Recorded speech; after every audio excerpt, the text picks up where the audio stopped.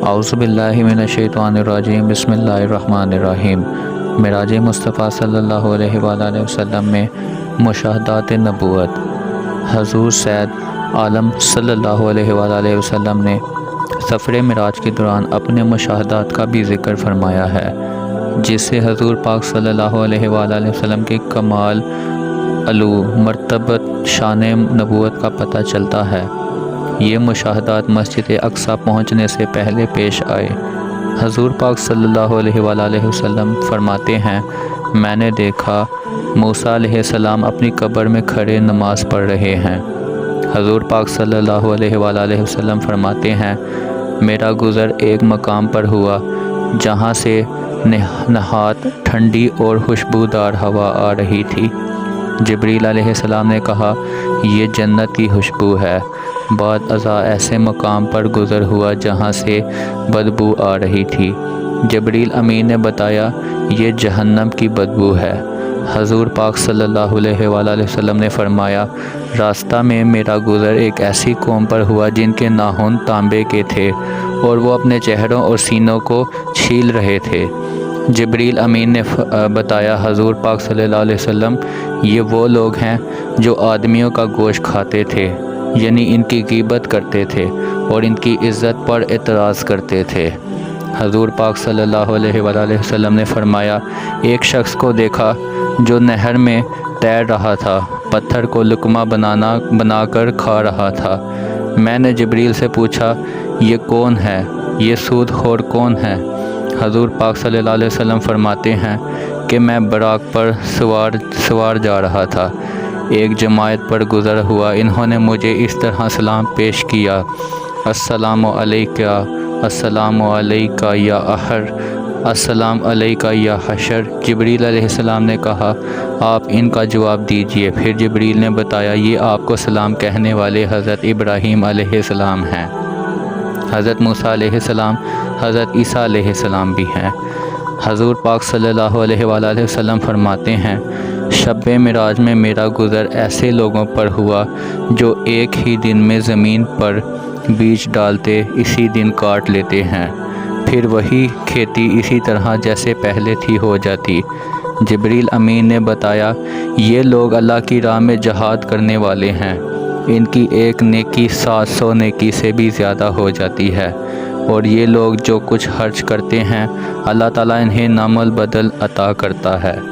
حضور پاک صلی اللہ علیہ وآلہ وسلم فرماتے ہیں، میرا گزر ایک ایسی قوم پر ہوا جن کے سر پتھروں سے کچلے جا رہے ہیں، کچلے جانے کے بعد پھر وہ پہلے کی طرح ہو جاتے ہیں، پھر کچلے جاتے ہیں۔ جبریل امین نے بتایا، یہ وہ لوگ ہیں جو فرض نمازوں کی ادائیگی میں سستی کرتے تھے اور بے نیاز رہتے تھے۔ حضور پاک صلی اللہ علیہ وسلم نے فرمایا، پھر میرا ایک ایسی قوم پر ہوا جن کی شرمگاہوں پر آگے پیچھے چتر لپٹے ہوئے تھے اور وہ اونٹ اور بیل کی طرح چرتے تھے، کانٹے اور جہنم کے پتھر کھا رہے ہیں۔ میں نے پوچھا، جبریل یہ کون ہیں؟ بتایا، یہ وہ لوگ ہیں اپنے مالوں کی زکوٰۃ نہیں دیتے تھے۔ حضور پاک صلی اللہ علیہ وسلم نے فرماتے ہیں کہ پھر میرا ایک ایسی قوم پر گزر ہوا جن کے سامنے ایک ہانڈی اچھا خوشبودار پکا ہوا گوشت ہے اور دوسری ہانڈی میں کچا بدبودار گوشت ہے، مگر وہ لوگ کچے اور بدبودار گوشت کے کھانے میں دلچسپی لے رہے ہیں، اچھے پکے ہوئے گوشت کو نظر انداز کر رہے ہیں۔ میں نے پوچھا، جبریل یہ کون ہیں؟ عرض کی، یا رسول اللہ، یہ وہ ہیں جو اپنی حلال طیب بیوی کے ہوتے ہوئے زانیہ فاجرہ کے ساتھ رہتے تھے۔ یہ وہ عورت ہیں جو شوہر سے ہٹ کر زانی بدکار کے ساتھ رہتی تھی۔ حضور پاک صلی اللہ علیہ وآلہ وسلم فرماتے ہیں، پھر میرا ایک ایسی لکڑی پر گزر ہوا جو سر راکھ واقع ہے، اوپر سے گزرنے والی ہر شے کو پھاڑ دیتی ہے۔ میں نے جبریل امین سے پوچھا، یہ کیا ہے؟ جبریل امین فرماتے ہیں، بتایا، یہ وہ لوگ ہیں جو راستوں پر چھپ کر بیٹھتے ہیں اور آنے جانے والوں کو لوٹ مار کرتے ہیں۔ حضور پاک صلی اللہ علیہ وسلم فرماتے ہیں، پھر میرا ایک ایسی قوم پر گزر ہوا جس نے لکڑیوں کا بھاری گھٹا جمع کر رکھا ہے، اٹھانے کی ہمت نہیں، مگر لکڑیاں لا کر جمع کر رہے ہیں۔ جبریل امین بتایا حضور پاک صلی اللہ علیہ وسلم یہ آپ کی امت کا وہ شخص ہے جس پر حقوق اور امانتوں کا بوجھ ہے مگر ادا نہیں کرتا۔ حضور پاک صلی اللہ علیہ وسلم فرماتے ہیں پھر میرا ایک ایسی قوم پر ہوا جن کی زبانیں لوہے کی کینچیوں سے کاٹی جا رہی ہیں، جب کٹ جاتی ہیں تو پھر پہلے کی طرح ٹھیک ہو جاتی ہیں، پھر ان کی زبانیں کینچیوں سے کاٹ دی جاتی ہیں۔ میں نے جبریل امین سے پوچھا یہ کون لوگ ہیں؟ جبریل نے بتایا حضور پاک صلی اللہ علیہ وسلم یہ آپ کی امت کے خطیب اور وہ لوگ ہیں جو اچھے کاموں کا حکم لوگوں کو دیتے تھے مگر خود نہیں کرتے تھے۔ بیت المقدس میں امامت فرمائی حضور پاک صلی اللہ علیہ وسلم نے۔ بیت المقدس پہنچ کر جبریل علیہ السلام نے حضور پاک صلی اللہ علیہ وسلم کے براق کو ایک پتھر میں سوراخ کر کے باندھ دیا۔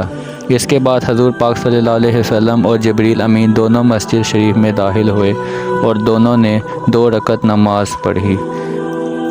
حضور پاک صلی اللہ علیہ وسلم آپ کی مسجد میں جلوہ گری سے پہلے ہی انبیاء علیہ السلام تشریف لا چکے تھے اور منتظر تھے۔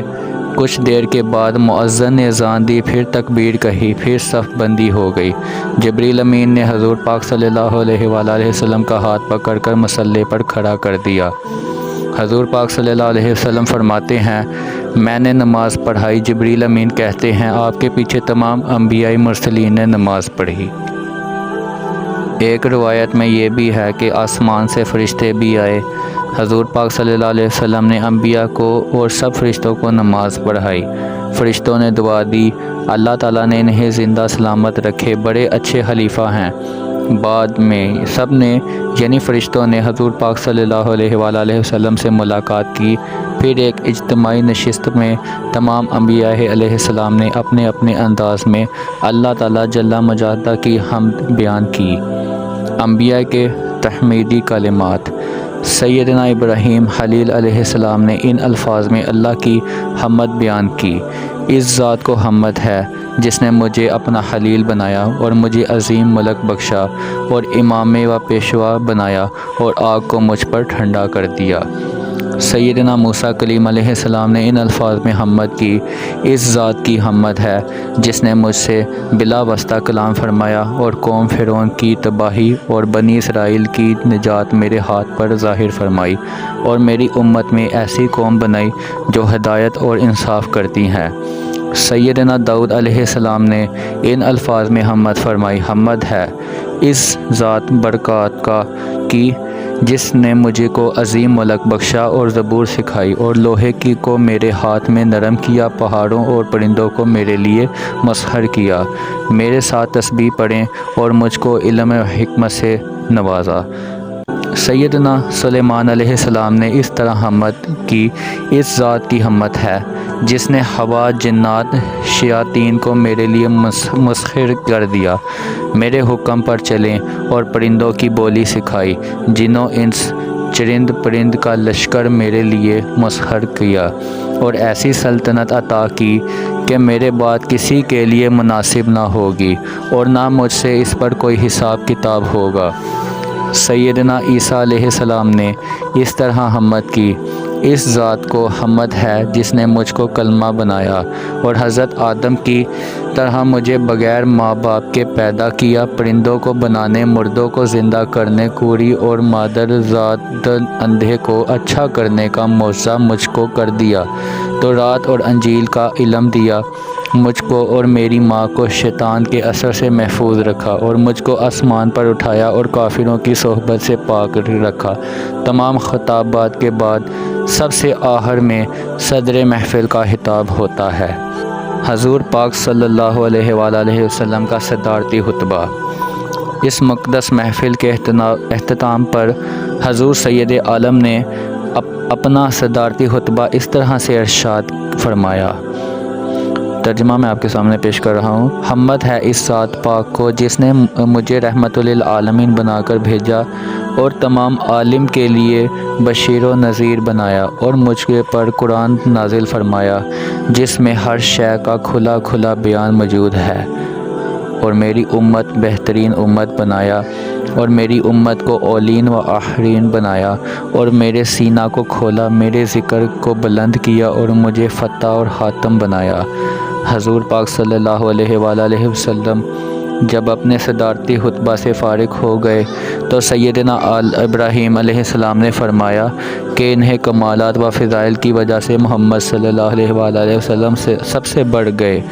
جب حضور پاک صلی اللہ علیہ وآلہ وسلم مسجد شریف سے باہر تشریف لائے تو آپ کو 3 پیالے پیش کیے گئے، ایک پانی سے بھرا ہوا تھا، دوسرا دودھ سے اور تیسرا شراب سے۔ آپ نے دودھ کا پیالہ پسند فرمایا۔ جبریل امین عرض کرتے ہیں کہ آپ نے دین فطرت کو اختیار فرمایا۔ اگر آپ شراب کے پیالے کو پسند کرتے تو آپ کی امت گمراہ ہو جاتی، اور اگر آپ پانی کے پیالے کو پسند کرتے تو آپ کی امت غرق ہو جاتی۔ جزاک اللہ وصلی اللہ تعالی علی حبیبہ سیدنا محمد وعلی آلہ وصحبہ بعد حلقہ۔ جزاک اللہ۔